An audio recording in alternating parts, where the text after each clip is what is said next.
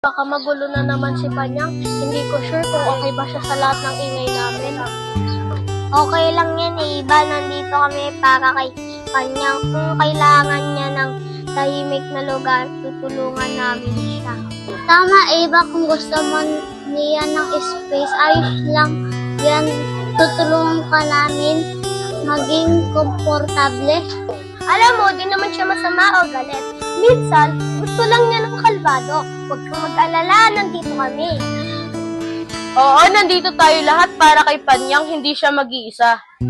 Tama, kung may kailangan siya, andito tayo para sa kanya. Hindi tayo aalis para sa kanya. Saan ba tayo pupunta na? Doon po, Mama. Sa mga kaibigan mo? Dahil sa mga kaibigan. Sige po. Salamat sa inyo mga bata. Nakakatulong kayo kay Panyang. Naging okay na siya. Kasama. Oo, Panyang, kasama ka namin. Oo, magkakasama tayo lahat, Panyang. Oo, magkasama-sama tayo. Kung may kailangan ka, nandito lang kami. Tulad ng dati, magkakasama pa rin tayo, Panyang.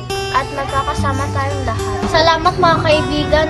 Kung wala kayo, hindi ko kayang gawin ito mag-isa.